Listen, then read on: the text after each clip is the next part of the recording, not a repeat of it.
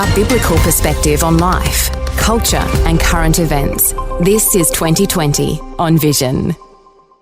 Well, over coming weeks, there'll be lots of things to talk about with regards to the upcoming federal election. So turning our attention today to how God's people respond to polarising views during an election campaign.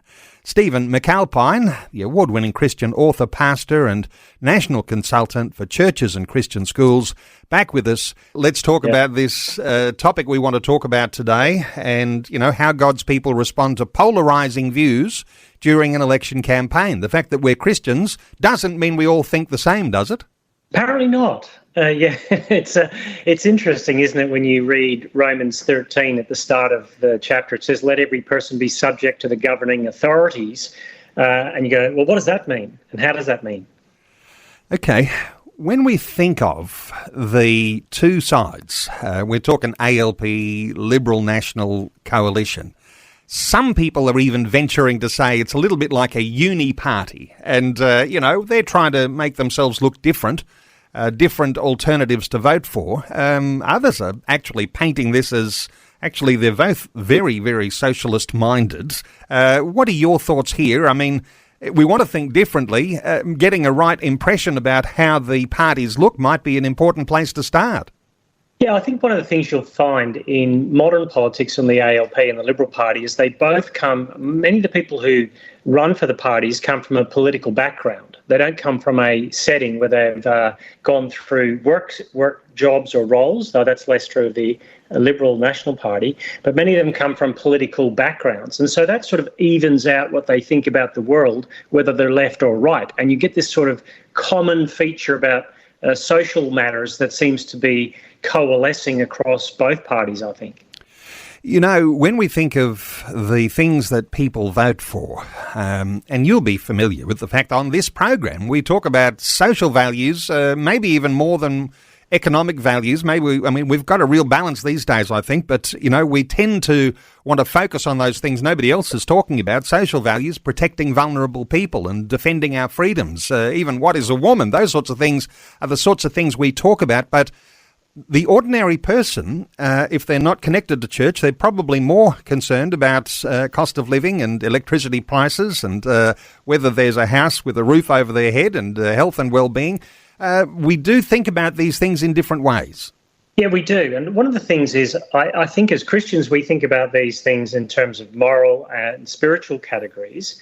And sometimes we think that the conversation we're having is the conversation, as you rightly pointed out, that we think that non-Christian people might be having. If you're not a Christian listening to this, it's probably about housing and groceries. Added into that for people of faith, there's issues around freedom of expression, freedom of conscience, and those are big issues. But sitting on our backs like a 500-pound gorilla is the American experience, and we are going to read everything through that lens in the coming couple of weeks. I just guarantee it. Whatever the American experience was in November, we will read our own election in the next month or so through that lens. The spin we are all exposed to is going to affect the way we think about the election. So let me get deep and theological here with you. I mean, we're dual citizens. We're people who say we have a higher king than the government. Making sense of the spin when you have a deeper foundation of faith in your life. Any thoughts from you? Well, yeah, interesting that in Romans 13, when Paul writes that, he's writing to church that's got an emperor called Caesar, and the Roman Empire was a brutal empire. And he says a couple of things. Let everyone be subject to the governing authorities. But then he says, because there's no authority except from God. So the thing that gives us a safety net as Christians is that we are subject to the governing authorities, not instead of authority to God, but because there's an authority over the top. Much of the heat in our political discussion in the West, in the Western world, in our nations like UK, US, Australia, Canada, New Zealand, is because politics has become the God that is the final authority, and everything hangs on it. And that's why it's such a hot issue at the moment, politics. Okay, let's for a moment assume that you're the sort of person who takes God out of the picture. Sometimes I discuss this sort of thing and ask various guests, because if you don't have God as a moderating oversight of modern elections, modern government, then all you have is A versus B. You've got might versus might, and literally you've got the potential for descending into chaos. If you've got God if God is not part of your picture, that really is not a very pleasant place to be thinking, but that's where things lead, isn't it? Yeah, well, one of the things I'd say to begin with is that even in post-Christian Australia, most Australian Westerners in particular are more Christian than they think. And all our politicians originally would have had a Christian framework, even if they weren't practicing Christians. Not all of them, but most of them in the past. I guess what's changed in one sense is that in politics at the moment, it isn't that your opponent is simply seen as wrong, but as bad. And it's almost like the theological language we used about sin and all those things has been taken from the religious frame and put into the political frame. And that makes it very complex. I think one of the things that Christians need to realise is that, I would say I'm a fairly conservative-leaning person politically, the gospel dials down some of that conservatism and makes me see things from another perspective. And I'm hoping that the same is true for Christians on the other side of the political divide, that we somehow go, God tempers either my conservative or my sort of more progressive leanings, because the gospel will change me and bring me towards God's way of seeing things, not just my way of seeing things. The fact that we've all grown up in different environments, different moral foundations that have come to us via our parents, or might be because of the cultural background that we have if we're migrants to Australia, these moral foundations affect our political views. So we, I guess, appreciate the fact that people come from different positions on these things. Yeah, look, I'm going to say this, that the Christian framework has informed the Western nations in a way that we don't even realise. And I remember Greg Sheridan writing about it in one of his books, the foreign editor of The Australian, saying those very things, that as he read the Bible and he saw Jesus saying, render to Caesar and to God, and that classic gotcha story that the Pharisees tried to get over on Jesus, he said that set up a place where you could say there is a political sphere and there is a spiritual sphere. Now, those things do have impact on each other, but it was the Western framework that allowed freedom of conscience in issues of politics and religion that no other framework has given. And now we're trying to wrestle with how to do that in a post-Christian setting. And I think that's the struggle we're dealing with at the moment, that we have vastly different visions of what it means to flourish as a human being. Now, we don't have as much of a common vision, and that is starting to tear us apart politically.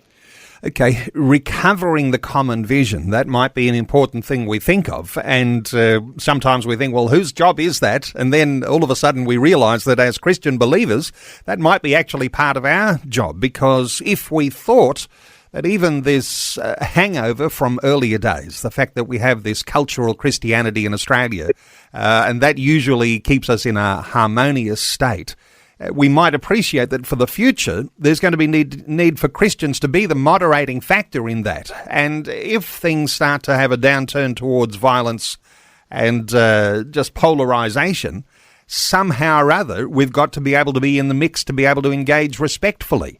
Is that something that we might aspire to, do you think, for a future? Yeah, I do. And I think the church has to think about that. What are we trying to gain? I would like to see just and right laws enacted, and that means I have specific views about what it means, start of life, end of life, what happens to you in the middle of life.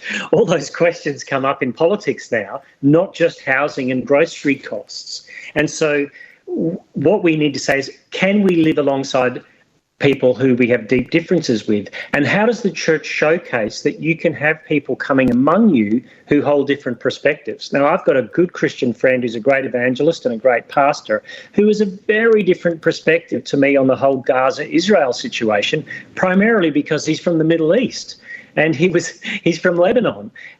But he says to me, there's no two-state solution unless the gospel is in there. And I think that's the key, is that we can be idealising how we might win a political framework, but ultimately we have to almost settle for some sort of rapprochement with people we don't agree with. Things are changing so fast now, and some of those things that we've held to be just the norm, based on this sort of cultural Christian background, these things are changing, and there might be some rockier times ahead. When we reflect on how this works in practice, Stephen, Christians often thought of as peacemakers or bridge builders. But that's not easy, is it, when the policies that you're faced with actually have a direct contrast to our Christian morality? So somewhere in there is taking sides. I do agree. And I think that Christians can be in the public square. I think the days are going when people go, don't bring your religion into it, because we realise that everyone has some sort of framework. And the vibe shift that happened in America, the so-called vibe shift, it will have effects here, I think, and people will become a little bit more conservative, and they generally do when the economic times hit hard. But that doesn't mean to say it's going to become Christian. However, as Christians, the way forward for us is to vote in ways that are knowing and understanding about moral issues. The problem with that is, of course, is that if you're more conservative leaning, you're saying those moral issues are to do with the human body and what we view a human as, and end of life and start of life. And if you're probably in a more progressive framework, you're looking at wider social issues about migration, immigrants, cohesion, housing, those sorts of things. And so you've got these two polarising Christian frameworks, and you've got to somehow, how do you keep those things together in a church setting and show the world that you have a different polity than the rest of the world? That's the hard thing coming for Christians. Because if we say that we seek unity or we seek the peace of the city, those sorts of things, which are good sentiments to hold, aren't they?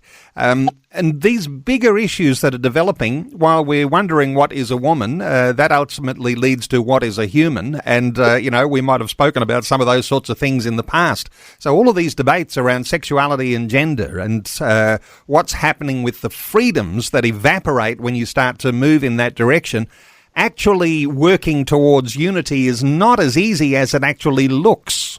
No, and I think those questions matter, because I think they're foundational truths that are beyond just a salvation issue. They're a creation issue. And so I think when politics pushes against the created order, it gets into trouble. But to swing hard the other side and say, if we could just get a Christian nation again, I don't think that that's what we had, and B, how would you police that? That's always the question I ask. Who would be, would you put someone in prison for blasphemy? I mean, that's something that happens in some other parts of the world, but we don't want that here. How do we allow other people who we disagree with to have freedom of conscience as well? And right now, we might reflect on the fact that the courts are being used for lawfare, and if you disagree with someone else's view, you just make a complaint. They're dragged before the courts. The court process is the punishment. Usually they get off in the end, but there is a process there that makes life very, very difficult. We come from these different moral foundations, Stephen, and they influence our political views. We've got to be clear about our own moral foundations, haven't we, if we're going to actually even participate in how you might be a unifying peacemaker? Yeah, and I think the Christian framework gave us a common understanding of that, even if people didn't buy into Christianity. And you see it in the series The Crown, when the Queen takes on the crown, she realises, and her funeral proved it, that there was an authority above her. And that's almost the safety net to us overreaching in politics. What does it mean to have a God above who doesn't affirm everything I say and think, but tempers it with some of the things that I don't think? Having that position humbles us a little bit, but I think we've lost that a little bit, and that's going to be hard in a post-Christian setting to form unity, because we're struggling, and then people will use lawfare and all those sorts of things to dampen down and to suppress, I think, and we've seen the last 4 or 5 years, push down ideas that they don't like. Okay. You mentioned some level of Trump effect. This is not the US. Even in the news today, you've got Albo saying, hey, we're not going to be dictated to by what they do in America. We're working in Australia's interest. That's all really good. I think we can aspire to that as well. But there is going to be some level of blowback from the US election. and the sense in which somehow or other now, Trump might be falling out of favour, depending on the news ideological perspectives you might be listening to. But there is a certain sense in which we are going to be affected by that, because America does affect a lot of things. You mentioned that there could be some form of change or sentiments that are now just being resettled in our Australian thought processes. What do you think that might mean for people along the way trying to make sense of different priorities? Well, I think as Australians, we're much more dialed down when it comes to the heat of politics. And partly the reason is you have to vote. You actually have to turn up and vote. And that's actually critical for us. But we also don't have the same zealotry. If you look at how a presidential, the day when the inauguration looks like a big religious festival, whereas the Prime Minister being declared Prime Minister by the Governor-General looks more like a shotgun wedding in a civil ceremony, and we look embarrassed by it. We don't like to big up our political leaders, and so we've got a very different relationship to politics. And some blowback will occur, some of the vibe shifts, some will happen, but part of that is because of culture rather than politics. And what has happened in the US is the US has said, in its political level, we are going to stop some of the crazier sides of culture enforcing itself. That's unelected, and it's been pushing itself hard, and politics is now going to dial that down. People in Australia will want that. I just don't know if that's going to happen. My take would be that we'll see a return to either a Labor government or a Labor minority government, but it will never get as hot as it does in America. And that means needing to be diligent about our own faith. And, we only have a little bit of turf that we're responsible in some sense, and we've got to get that right. And we hope and pray that others are going through the same transformation, so that they're in charge of their bit of turf, and together then we actually have a communal influence with our own Christianity. And I guess that might mean what Salt and Light is all about, being salt and being light. That's how we do it.